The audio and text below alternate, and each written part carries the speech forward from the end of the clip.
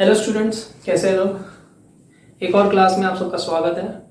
आज की क्लास में हम क्लास 10th का first chapter chemical reaction and equations का नेक्स्ट टॉपिक देखेंगे, that is combination and decomposition reactions. पिछली क्लास में हमने टाइप्स ऑफ रिएक्शन में दो क्राइटेरिया देखे थे। एक on the basis of energy change, जिसमें हमने एक्सोथर्मिक और एंडोथर्मिक रिएक्शंस को पढ़ा था, देखा था कि उसका क्या मतलब होता है।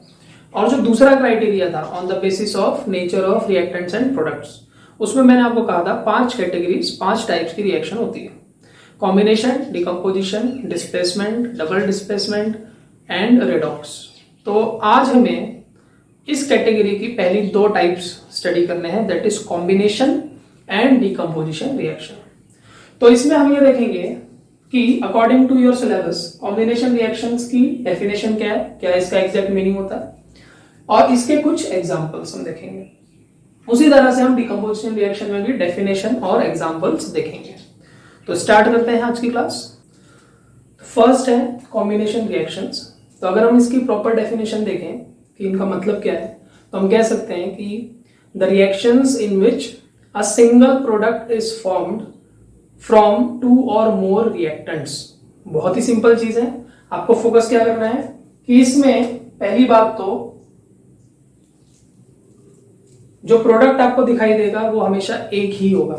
आप इसे ऐसे भी पहचान सकते हैं, जो प्रोडक्ट होगा वो एक ही होगा, जबकि जो रिएक्टेंट्स हैं वो मिनिमम 2 होंगे या उससे ज्यादा हो सकते हैं। लेकिन in most of the cases reactants 2 ही होते हैं, ज्यादा भी हो सकते हैं बट मोस्टली 2 ही होते हैं। तो ऐसी रिएक्शंस जिसमें 2 या 2 से ज्यादा रिएक्टेंट्स रिएक्ट होके एक सिंगल प्रोडक्ट बना रहे हैं, तो ऑब्वियसली बात है, इसमें हम देख सकते हैं लॉजिकली कि 2 रिएक्टेंट मान लीजिए, और इनसे जब एक प्रोडक्ट बनेगा तो मिलके ही तो मिलेगा ना, मिलके ही बनेगा, इसीलिए इनको कॉम्बिनेशन रिएक्शन कहते हैं। In simple words, 2 or more reactants get combined in this reaction, और इसलिए वहां पे सिर्फ एक ही प्रोडक्ट मिलता है। सिंपल वर्ड्स में हम लिख सकते हैं 2 or more reactants get combined in this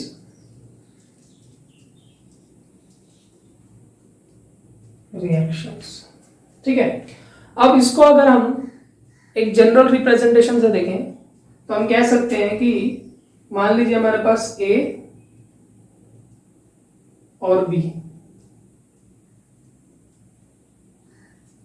A और B ये 2 रिएक्टेंट्स हैं, कुछ भी हो सकते हैं, लेकिन जब ये कंबाइन हुए तो हमें सिर्फ एक ही प्रोडक्ट मिला, that is C।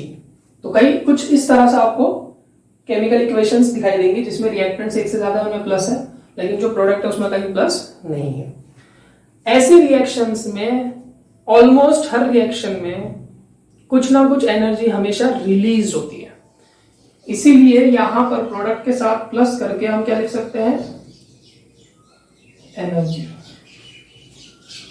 And in almost all cases this energy is in the form of heat. तो हम हीट भी लिख सकते हैं, लेकिन हमने जनरल टर्म लिख दिया एनर्जी। तो अगर आपको याद आ रहा हो तो पिछली क्लास में हमने क्या देखा था कि जिन रिएक्शंस में एनर्जी रिलीज होती है, यानी कि प्रोडक्ट के साथ साथ एनर्जी भी बनती है, उनको हम एक्सोथर्मिक कहते हैं। इसका मतलब हम क्या कह सकते हैं, ऑलमोस्ट ऑल दी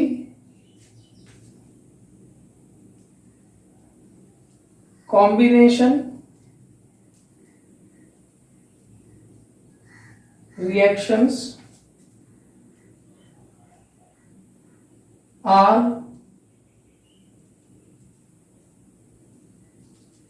exothermic।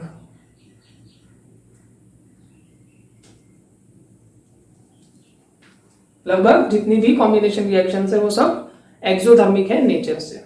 ठीक है, तो अब इनकी एक प्रॉपर्टी हमने क्या देखी, since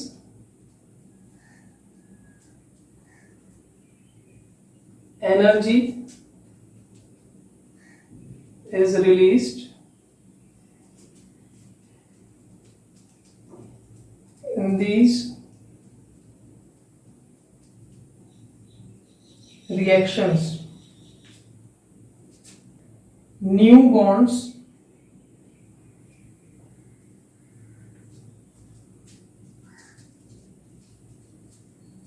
formed in the products are stronger than the bonds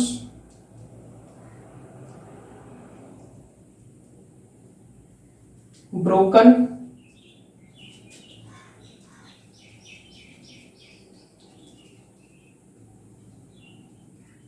in the reactors. तो पिछली क्लास में भी हमने देखा था कि अगर किसी रिएक्शन में एनर्जी रिलीज हो रही है, इसका मतलब है कि जो प्रोडक्ट बन रहे हैं उसमें जो नए बॉन्ड्स बन रहे हैं वो अब ज्यादा स्ट्रांग है उन बॉन्ड से जो रिएक्टेंट्स में ब्रेक हुए थे। तो ऐसे ही इसमें भी होता है। तो ये कुछ जनरल फीचर्स हैं और डेफिनेशन है, तो आप अपने नोट्स में ऐड कर सकते हैं। अब हम देखते हैं इसके एग्जाम्पल्स जो आपके सिलेबस में है। तो अब हम देख रहे हैं एग्जाम्पल्स। इसका फर्स्ट एग्जाम्पल है बर्निंग ऑफ कोल। तो कोल क्या है? Coal is chemically carbon. जो कोल है, कोयला, वो केमिकली कार्बन ही होता है। तो अगर हम कार्बन को बर्न करते हैं, कार्बन जो सॉलिड फॉर्म में है, अगर हम उसको बर्न करते हैं तो it will react with oxygen gas and will be converted into carbon dioxide gas. तो आप देख सकते हैं कि इस केमिकल इक्वेशन में दो रिएक्टेंट्स हैं और एक ही प्रोडक्ट है, इसलिए कॉम्बिनेशन का एग्जाम्पल है। सेकेंड एग्जाम्पल आता है reaction of quick line, that is CaO with water। तो क्विक लाइन मतलब कि चूना, हमने पहले भी डिस्कस किया है। ये एक सॉलिड पाउडर होता है। इसे हम जब स्मॉल अमाउंट ऑफ वाटर में ऐड करते हैं तो ये बन जाता है स्लेक लाइन, जिसका फॉर्मूला CaOH होल ट्वाइस। अब इसमें भी अगर हम देखें दो रिएक्टेंट्स है, एक प्रोडक्ट है, ठीक है। और क्योंकि हमने पहले ही बता दिया है कि इन सारी रिएक्शंस में हमेशा एनर्जी रिलीज होती है, तो हमारे किसी के सामने प्लस एनर्जी भी लिख सकते हैं, ठीक है। थर्ड इसका एग्जांपल है reaction of hydrogen and oxygen to form water। तो इसमें जब हाइड्रोजन गैस को और ऑक्सीजन गैस को हम कंबाइन करके वाटर बनाते हैं H2O, this is also an example of combination reaction. तो इसकी इक्वेशन क्या बनेगी?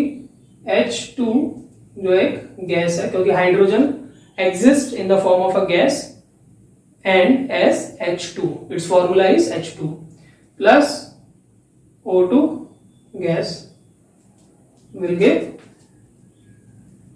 H2O liquid। तो रिएक्शन को, इस इक्वेशन को बैलेंस करने के लिए, क्योंकि यहाँ पे ऑक्सीजन 2 है, यहाँ पे 1 है, हमने सामने 2 प्लेस कर दिया। अब हाइड्रोजन 4 हो गई, तो यहाँ पे 4 करने के लिए हमने सामने 2 प्लेस कर दिया, ठीक है। नेक्स्ट एग्जाम्पल है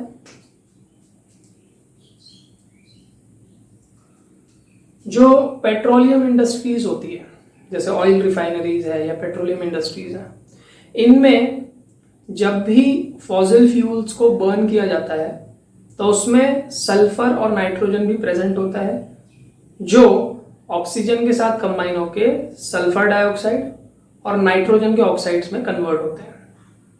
तो ये रिएक्शंस भी जो हो रही है वो कॉम्बिनेशन के एग्जाम्पल है। कैसे? हम इसको लिख सकते हैं burning of sulphur and nitrogen. तो सल्फर का फॉर्मूला होता है S, जो सॉलिड फॉर्म में होगा, प्लस ये बर्न हो रहा है ऑक्सीजन के साथ, तो ये कन्वर्ट हो जाता है SO2। ठीक है, ये है सल्फर डाइऑक्साइड। ये भी एक गैस होती है। जो नेक्स्ट एग्जांपल है इसी में nitrogen. Nitrogen exist as N2 gas. जब ये ऑक्सीजन के साथ कंबाइन होती है तो ये अलग अलग ऑक्साइड्स बना सकती है। जैसे नाइट्रोजन के ऑक्साइड्स का जो फॉर्मूला है वो अलग अलग हो सकता है, NO, NO2, N2O। तो हम अभी NO2 की बात कर लेते हैं। तो ये बना देगा NO, नाइट्रस ऑक्साइड। या फिर अगर हम इससे NO2 बना रहे हैं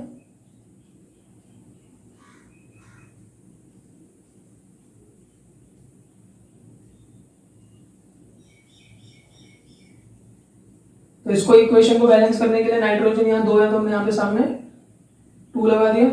अब ऑक्सीजन 4 हो गया तो यहाँ पे हमने 2 लगा दिया। तो ये जितने भी एग्जांपल्स हम देख रहे हैं ये सब में जो प्रोडक्ट है वो एक ही बन रहा है लेकिन रिएक्टेंट्स 2 है। तो ये सारी रिएक्शंस कॉम्बिनेशन रिएक्शंस के एग्जांपल है। अब कॉम्बिनेशन रिएक्शन टॉपिक में छोटा सा पॉइंट आता है, that is white washing of walls. White washing of walls तो क्या है देखते हैं। तो वैसे तो व्हाइट वॉशिंग एक बहुत ही कॉमन टर्म है, व्हाइट वॉश करना दीवारों को, ये हम अपने डेली लाइफ में नॉर्मली यूज करते रहते हैं। लेकिन यहां पर हमें देखना है कि केमिकली ये प्रोसेस में क्या होता है। तो सबको पता है कि व्हाइट वॉशिंग का मतलब है कि जो चूना होता है हमारे पास, मतलब कि क्विक लाइम जो हमने अभी देखा था, उसका हम वाटर में सॉल्यूशन बनाते हैं। ठीक है, और उस सॉल्यूशन से हम जो वॉल्स हैं उसको पेंट कर देते हैं, कवर कर देते हैं। इसी को हम कहते हैं व्हाइट वॉशिंग। तो ये तो हम समझ गए, ये हमें पता है कि इसमें क्या होता है, लेकिन केमिकली कौन सी रिएक्शंस इसमें इन्वॉल्व है और हम ये क्यों करते हैं, इसका क्या फायदा, कैसे होता है, वो सब हमें इसमें देखना है। तो पहले एक इसके बारे में सेंटेंस लिख देते हैं। It is process of painting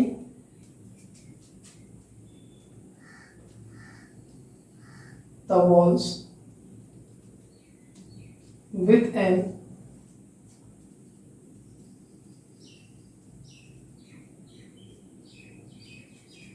aqueous solution of lime, or we can say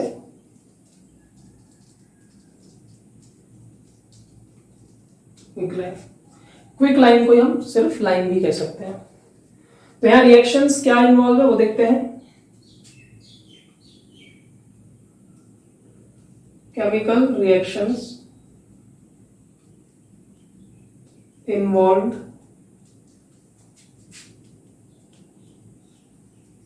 in white washing are. तो सबसे पहले तो जो क्विक लाइम है, जो शुरुआत में सॉलिड होता है, वो वाटर के साथ मिक्स होकर स्लेट लाइम में कन्वर्ट हो जाता है। यह है पहला स्टेप।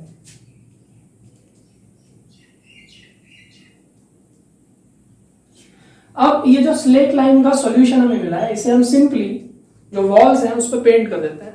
अब इसको पेंट करने का क्या फायदा है, देखिए, जब हम स्लेट लाइम को दीवारों पे पेंट करते हैं तो धीरे धीरे समय के साथ साथ जो एटमॉस्फेयर में कार्बन डाइऑक्साइड गैस है, क्योंकि एटमॉस्फेयर में कार्बन डाइऑक्साइड हमेशा होती है, तो जिस रूम की दीवारों को हमने पेंट किया है उस रूम में भी जो एयर है उसमें कार्बन डाइऑक्साइड है। तो ये कार्बन डाइऑक्साइड लगातार ये स्लेट लाइम के कांटेक्ट में आती रहती है और इन दोनों के बीच में स्लो रिएक्शंस होती है। It means slate lime slowly reacts with the atmospheric carbon dioxide और इस रिएक्शन से बनता है limestone, that is calcium carbonate.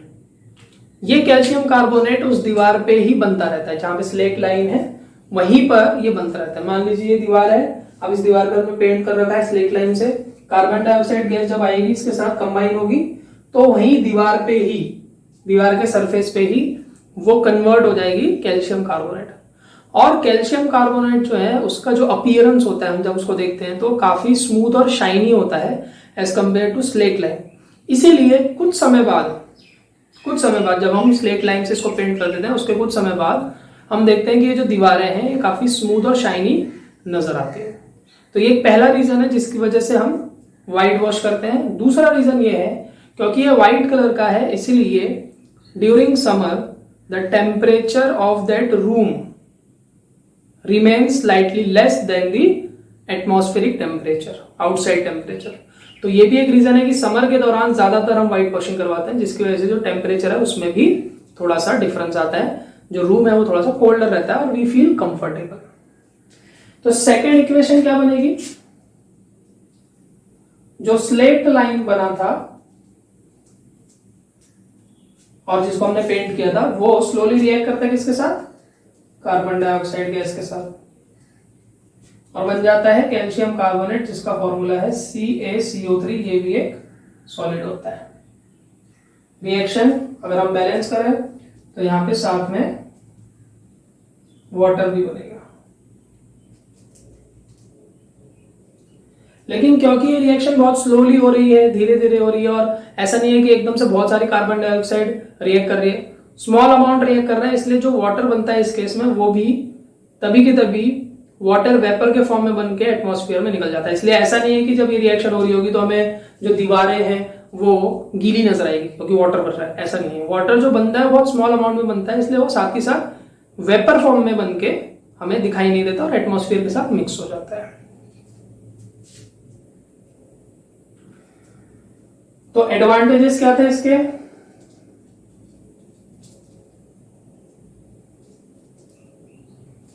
First it makes the walls to appear smooth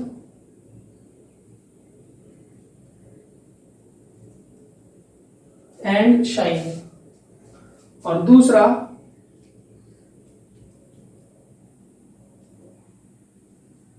it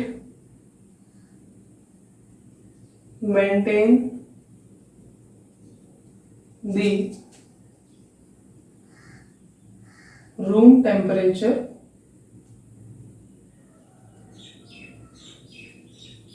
slightly lower than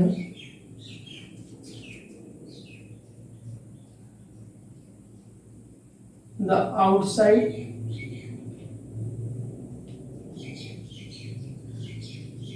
temperature. तो हो सकता है आपको क्वेश्चन इनडायरेक्टली पूछा जाए कि white washing of walls is generally done during summer, तो आप ये पॉइंट भी उसमें आंसर के तौर पे लिख सकते हैं। तो ये था कॉम्बिनेशन रिएक्शन में। आई होप आपको ये पूरा कंप्लीटली समझ में आया होगा, या आप अपने नोट्स में ऐड कर सकते हैं। अब आते हैं हमारे नेक्स्ट पार्ट पे, that is second type, decomposition reaction. तो सेकेंड टाइप है डिकम्पोजिशन रिएक्शंस। सबसे पहले इसकी प्रॉपर डेफिनेशन देख लेते हैं। The reactions in which a single reactant is converted or splitted into two or more products। तो ये ऐसी रिएक्शंस हैं जिसमें रिएक्टेंट एक ही होगा और जब वो ब्रेक होगा, स्प्लिट होगा, तो उससे दो मिनिमम या उससे ज्यादा प्रोडक्ट्स बनेंगे।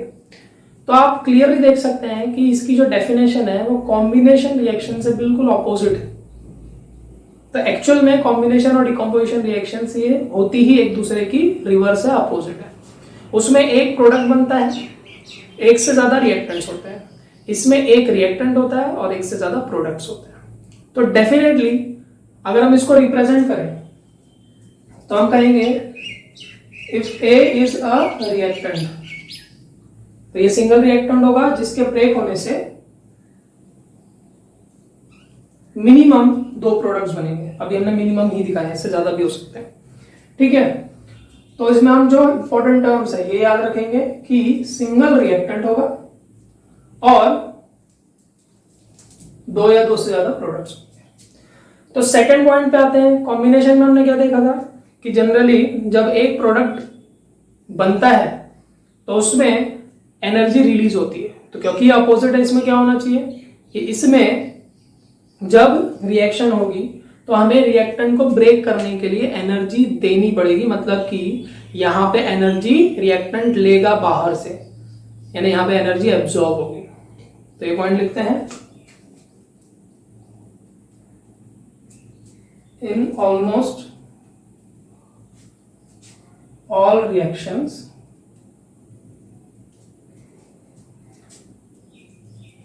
Energy is required, or we can say absorbed. Hence almost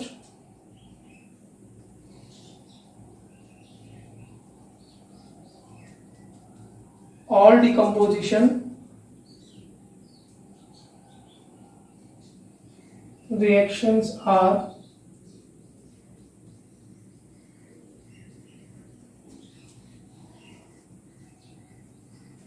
endothermic. इसलिए लगभग सारी ही डिकम्पोजिशन रिएक्शन क्या होगी, एंडोथर्मिक। हमने पिछली क्लास में देखा था। तो इस पॉइंट को लेकर हम कह सकते हैं ऐसा क्यों हो रहा है, because in these reactions new bonds formed are weaker than the old bonds in the reactants। यहाँ पे रिवर्स हो जाएगा। तो ये कुछ फीचर है। अब देखते हैं इसके टाइप्स। जो डिकम्पोजिशन रिएक्शन है उसमें ये तो चीज क्लियर है कि हमें रिएक्टेंट को ब्रेक करने के लिए एनर्जी रिक्वायर्ड होगी, लेकिन इसके कुछ केसेस ऐसे होते हैं जिसमें हम जो एनर्जी दे रहे हैं या जो एनर्जी रिक्वायर्ड है वो हीट के फॉर्म में रिक्वायर्ड होती है। कुछ ऐसे भी एग्जांपल्स हैं जिसमें हीट एनर्जी काम नहीं करती, उसकी जगह जो इलेक्ट्रिकल एनर्जी है वो इस रिएक्शन को कैरी आउट करने में मदद करती है। कुछ एग्जांपल्स ऐसे भी है जिसमें लाइट एनर्जी रिक्वायर्ड होती है। इसीलिए जो एनर्जी का फॉर्म है उसके बेसिस पे जो डिकम्पोजिशन रिएक्शंस हैं, these are further divided into 3 types. तो वही टाइप्स हम अब स्टडी करते हैं। तो जो एनर्जी हम दे रहे हैं या जो रिक्वायर्ड होती है, अगर हम उसके टाइप को कंसिडर करें या फॉर्म को कंसिडर करें तो डिकम्पोजिशन रिएक्शंस को हम 3 कैटेगरी में डिवाइड करते हैं। First is thermal decomposition. अब थर्मल डिकम्पोजिशन नाम से पता चल रहा है, थर्मा स्टैंड्स फॉर हीट। तो यहां पर हीट एनर्जी रिक्वायर्ड होती है।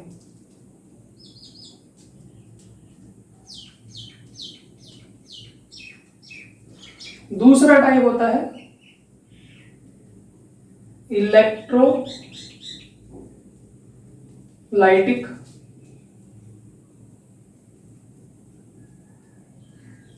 Decomposition.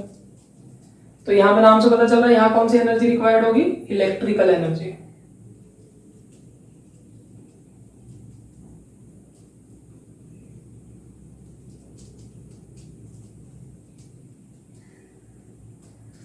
And the third type is photo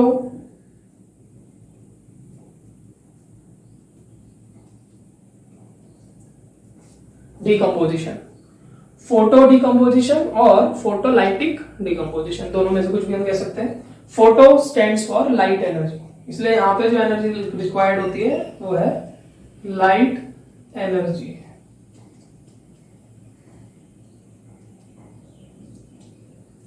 तो वन बाय वन इन तीनों टाइप को समझते हैं प्रॉपर डेफिनेशन के साथ और एग्जांपल्स के साथ। तो थर्मल डिकम्पोजिशन हमारा पहला टाइप है। इसकी डेफिनेशन क्या होगी? बहुत सिंपल है। The reactions in which a single reactant और a reactant is broken down by the action of heat energy. तो इसी में आपको क्या करना है, डेफिनेशन यही रहेगी, एज इट इज रहेगा। आपको हर टाइप के लिए बस यहाँ पर एनर्जी का नाम चेंज कर देना है। तो ऐसे ही आप बाकी दो की भी डेफिनेशन बना सकते हो। यहाँ पे क्या है? Bye the action of heat energy.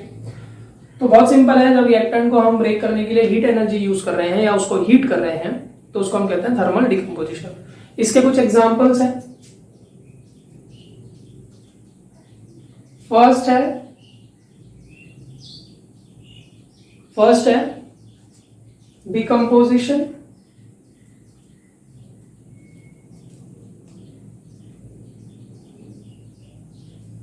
Of, या फिर हम इसे ऐसे लिख सकते हैं, कॉमन है इसलिए हमने लिख दिया डिकम्पोजिशन ऑफ। पहला example limestone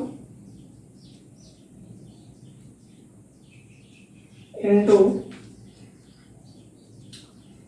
क्विकलाइन and carbon dioxide. यानी इस रिएक्शन में हम लाइमस्टोन लेते हैं, लाइमस्टोन CaCO3, जो अभी हमने व्हाइट वॉशिंग में देखा था। ये एक सॉलिड होता है, इसे हम हीट करते हैं। तो हमने आपको पहली क्लास में बताया था, जब हम इक्वेशन लिखते हैं और हमें हीट एनर्जी को दिखाना है कि वो यूज हो रही है, हम रिएक्टेंट को हीट कर रहे हैं, तो दो तरीके हैं, या तो इस एरो के ऊपर हीट लिख दीजिए या तो फिर हम ट्रायंगल भी बना सकते हैं। ये ट्रायंगल इंडिकेट करता है हीटिंग। तो ये कन्वर्ट हो जाता है CaO quicklime plus carbon dioxide gas. तो ये पहला एग्जांपल हुआ। दूसरा एग्जांपल है ferrous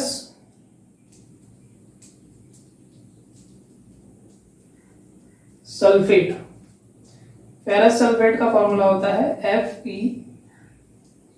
FeSO4 into ferric oxide. Ferric oxide का फॉर्मूला होता है Fe2O3 with the release of sulfur dioxide and sulfur trioxide। तो इसमें क्या होता है कि हम फेरस सल्फेट लेते हैं। फेरस सल्फेट एक तरह का सॉल्ट है जो ग्रीनिश सॉलिड फॉर्म में हमें नजर आता है। ग्रीनिश सॉलिड या ग्रीन कलर के क्रिस्टल्स के फॉर्म में एग्जिस्ट करता है। इसका जो ओरिजिनल फॉर्मूला होता है वो होता है FeSO4.7H2। मतलब इसके क्रिस्टल्स में कुछ वाटर मॉलिक्यूल्स फिजिकली बाइंड रहते हैं, बस ऐसे ही एब्जॉर्ब रहते हैं। ये सॉलिड होता है।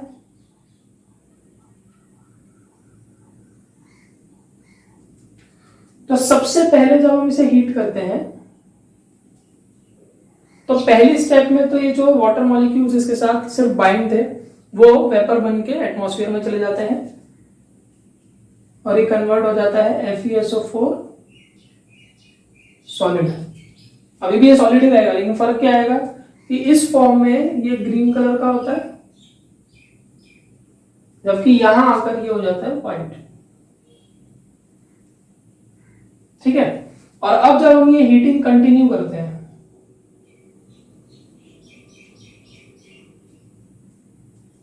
यानी अभी भी हम इसको हीट कर रहे हैं, तो अब ये ब्रेक होगा Fe2O3 plus SO2 plus SO3। ये दोनों गैसेस होती हैं। अब क्लियरली यहां पे दिख रहा है कि Fe2 है तो हम यहां पे भी 2 लगाएंगे। अब अपने आप ही इक्वेशन बैलेंस्ड है। अब ये जो होता है ये भी व्हाइट होता है, व्हाइट सॉलिड। और ये जो दोनों गैसेस हैं, ये दोनों गैसेस होती हैं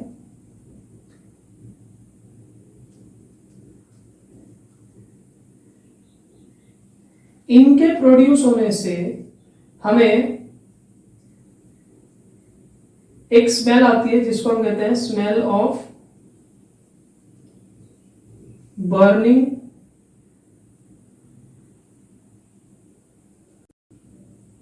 सल्फर।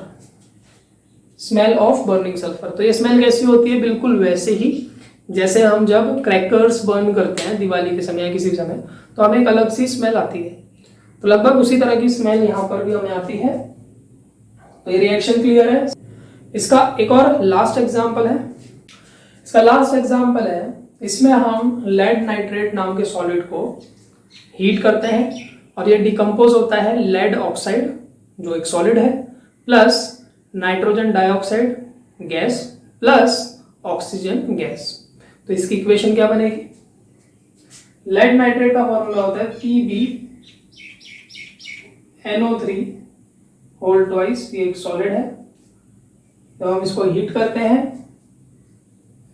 तो ये कन्वर्ट होता है लेड ऑक्साइड। लेड ऑक्साइड का फॉर्मूला होता है PbO। ये भी एक सॉलिड होगा plus NO2 gas plus O2 gas. अब इस इक्वेशन को अगर हम बैलेंस करें तो यहाँ पे नाइट्रोजन 2 है तो मिनिमम यहाँ पे भी 2 होने चाहिए। अब अगर हम ऑक्सीजन को देखें यहाँ पर 2 2 4 प्लस 2 6 प्लस 1 7, ठीक है, जबकि यहाँ पर है 6। मतलब यहाँ पर एक ऑक्सीजन कम है, तो जब भी कम होती है तो हम एक नंबर से उसे बढ़ा देते हैं। तो जो भी नंबर हम बैलेंसिंग में लगाते हैं वो पहले लगाते हैं। ये मैंने आपको बैलेंसिंग वाले क्लास में समझाया था कि जब भी हमें बैलेंसिंग के लिए कोई नंबर चेंज करना है या ऐड करना है वो हम सामने लगाते हैं। तो 1 तो ऑलरेडी था तो उससे बड़ा क्या हुआ 2। अब अगर हमने 2 लगा दिया तो पीवी भी कितने हो गए? 2 हो गए। तो यहाँ पे हमने 2 लगा दिया, ठीक है। लेकिन यहाँ 2 लगाने से जो नाइट्रोजन है वो भी ट्वाइस हो गए, मतलब पहले से 2 थे अब हो गए 4। तो उसको 4 करने के लिए हम यहाँ से 2 हटाकर 4 लगाएंगे। तो हमने सिर्फ ऐसे हिट एंड ट्रायल के तरीके से लगाया था फटाफट। जरूरी नहीं हम पहली बार में जो नंबर लगाया वही रहेगा, क्योंकि हमने सिर्फ पहले की कंडीशन के हिसाब से लगाया था। लेकिन बाद में जब हमने देखा तो नाइट्रोजन 4 हो गया तो हमने 4 लगा दिया। अब अगर एक बार और देखें तो अगर आप देखोगे तो इक्वेशन बैलेंस है। लेड 2 है, 2 है, नाइट्रोजन 4 है, 4 है, ऑक्सीजन कितने हैं? 2 इंटू 6, यहाँ पे 6 हो गए ना, तो 2 6 12। अगर यहाँ पे देखें 2 4 2 8, 8 प्लस 2 10 प्लस 2 12, ठीक है। अब इसमें ये जो नाइट्रोजन डाइऑक्साइड गैस है ये ब्राउन फ्यूम्स के फॉर्म में बाहर निकलती है। यानी अगर किसी एक टेस्ट ट्यूब में आप ये रिएक्शन करेंगे तो थोड़ी देर बाद हीटिंग के बाद आप देखेंगे कि जो वो टेस्ट ट्यूब का वॉल से ऊपर का जो एरिया है वो ब्राउनिश कलर की एक गैस से फिल हो रहा है। तो ब्राउन कलर किसकी वजह से है? NO2 की वजह से। तो ये आपको ये याद रखना है। कुछ क्वेश्चंस ऐसे होते हैं जिसमें आपको ये ब्राउन फ्यूम, ब्राउन गैस इस तरह से क्वेश्चन में आता है और आपको आइडेंटिफाई करना होता है कि वो क्या है। तो ये आपको अच्छे से रिकॉल करके रखना है। तो ये 3 एग्जांपल्स थे थर्मल डिकम्पोजिशन। अब सेकंड टाइप पे आते हैं, that is electrolytic decomposition. Second type है इलेक्ट्रोलाइटिकल डिकम्पोजिशन। इलेक्ट्रोलाइटिक वर्ड का मतलब होता है electro stands for electrical energy and lytic means break down. तो यहां पर हम रिएक्टेंट को ब्रेक कर रहे हैं with the help of electrical energy. इसका जो एक एग्जांपल आपको देखना है वह है इलेक्ट्रोलिसिस ऑफ वाटर। तो इसमें हम क्या करते हैं, वाटर लेते हैं और क्योंकि वाटर जो है वो आसानी से अपने आप ब्रेक नहीं होता, इसलिए इसको थोड़ा और रिएक्टिव बनाने के लिए इसमें हम 1 से 2 ड्रॉप या 2-3 ड्रॉप हम डाइल्यूट सल्फ्यूरिक एसिड के भी मिलाते हैं। तो सल्फ्यूरिक एसिड क्या करता है कि ये जो वाटर है इसको ब्रेक होने में आसानी से हेल्प करता है। तो उसको हम यहाँ पे नहीं दिखाएंगे पहले, क्योंकि उसका रिएक्शन में कोई रोल नहीं है। तो जब हम वाटर लेके उसमें इलेक्ट्रिक करंट पास करते हैं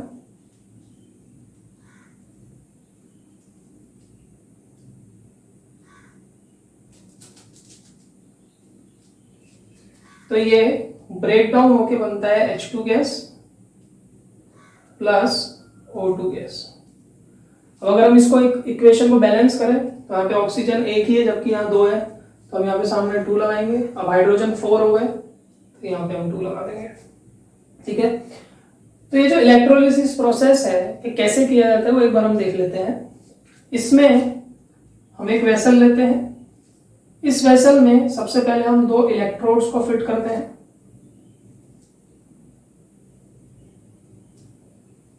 ग्रेफाइट से बनी हुई ये इलेक्ट्रोड्स होती है 2, मतलब सिंपली रॉड्स होती है। इसको हम बॉटम में ऐसे इंसर्ट कर देते हैं।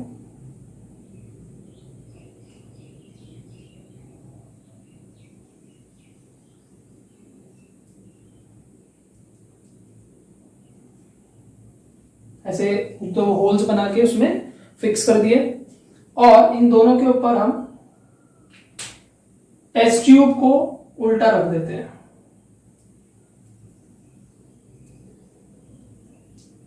यह है टेस्ट ट्यूब।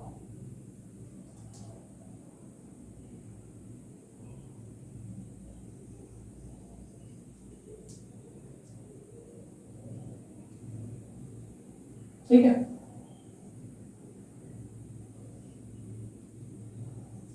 और इन दोनों को हम कनेक्ट कर देते हैं, इन दोनों इलेक्ट्रोड्स को बैटरी से।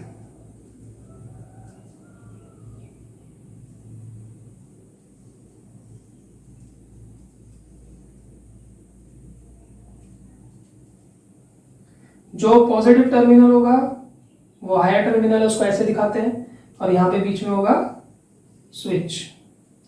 जब हम स्विच ऑन करते हैं, जो इलेक्ट्रोड पॉजिटिव टर्मिनल से जुड़ी होती है उसको हम कहते हैं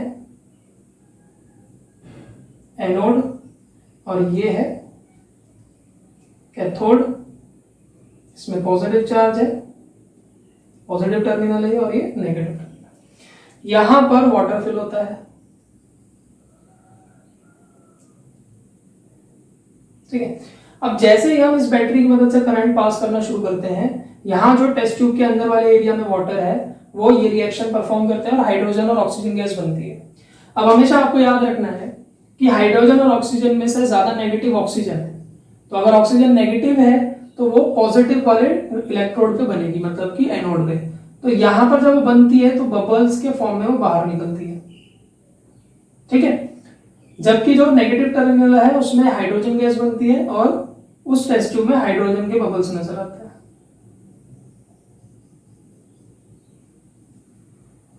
तो एक चीज आप यहाँ पे नोट कर सकते हैं कि हमने जो ऑक्सीजन के बबल्स बनाए हैं वो कम बनाए हैं और हाइड्रोजन के थोड़े से ज्यादा बनाए हैं।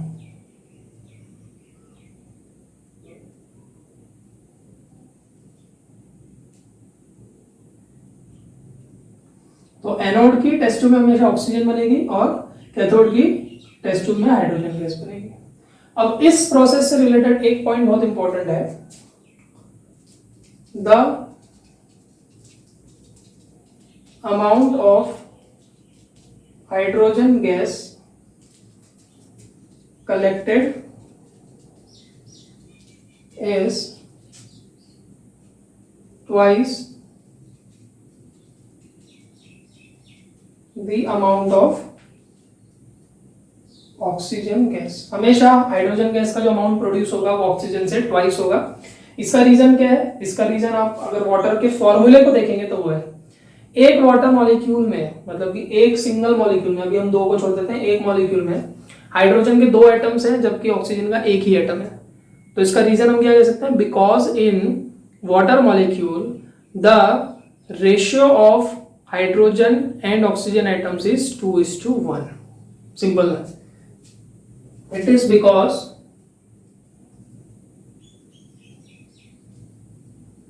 Hydrogen and oxygen atoms are present in the ratio of 2:1 by, ठीक है, इसलिए एक का अमाउंट दूसरे से ट्वाइस होगा। तो ये है सेकंड एग्जांपल। अब थर्ड टाइप पे आते हैं, that is photo decomposition. Third type है फोटो डिकम्पोजिशन। अब इसमें सिंपली क्या करना है, वही डेफिनेशन होगी, बस जो एनर्जी है वो है लाइट एनर्जी। तो सिंपली हम इसके एग्जांपल्स देखते हैं। फर्स्ट एग्जांपल है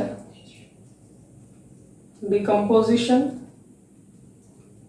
ऑफ सिल्वर क्लोराइड। अब सिल्वर क्लोराइड होता है AgCl, ये एक सॉलिड होता है जो वाइट कलर का होता है। जब भी हम इस पाउडर को, जो व्हाइट कलर का पाउडर है, इसे हम लाइट में रख दें सिंपली, तो धीरे धीरे जो लाइट एनर्जी है उस पर पड़ने की वजह से इसमें रिएक्शन होगी और ये डिकम्पोज होके यानी ब्रेक होके यहां पे हम लिख सकते हैं लाइट। तो ये ब्रेक होके बनाएगा Ag silver plus Cl2 chlorine gas. Equation को बैलेंस करने के लिए यहाँ पे 2 लगाएंगे और Ag के सामने भी 2 लगाएंगे।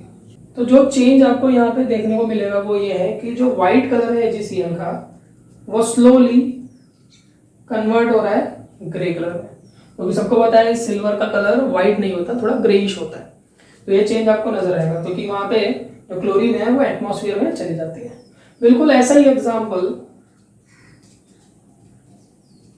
Decomposition of silver bromide.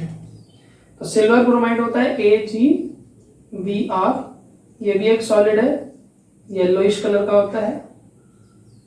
इसे भी जब आप लाइट में रखेंगे तो ये ब्रेक होके silver solid plus bromine gas इसमें कन्वर्ट होगा। बैलेंस करने के लिए यहाँ पे 2 लगाएंगे। दोबारा से आपको कलर में चेंज देखने के लिए मिलेगा। जो येलोइश कलर है वो दोबारा कन्वर्ट हो गया ग्रे कलर। अब ये दोनों रिएक्शंस काफी इंपॉर्टेंट है क्योंकि ये यूज होती है, these reactions are used in black and white photography. जो ब्लैक एंड व्हाइट फोटोग्राफी है जिसमें हमें जो फोटो मिलती है उसमें जो फोटो इंप्रेशंस है उसको प्रोड्यूस करने के लिए हम यही रिएक्शंस का यूज करते हैं। तो कभी कभार 1 मार्क के लिए आपको ये भी पूछा जा सकता है, तो बहुत इंपॉर्टेंट है। तो आज की क्लास में हमने कॉम्बिनेशन रिएक्शन और डिकम्पोजिशन रिएक्शन को डिटेल में स्टडी किया। आपकी आज की क्लास का होमवर्क ये है कि आपको आज की क्लास के नोट्स के बेसिस पे कॉम्बिनेशन और डिकम्पोजिशन रिएक्शन में फिर से एक डिफरेंस टेबल बनाना है एटलीस्ट विथ 5 पॉइंट्स। तो ये सब होमवर्क करेंगे अच्छे से। कोई भी डाउट आज की क्लास से है तो आपको हमें जरूर बताना है। तो मिलेंगे नेक्स्ट क्लास में नेक्स्ट रिएक्शन के साथ। पढ़ते रहिए। Thank you.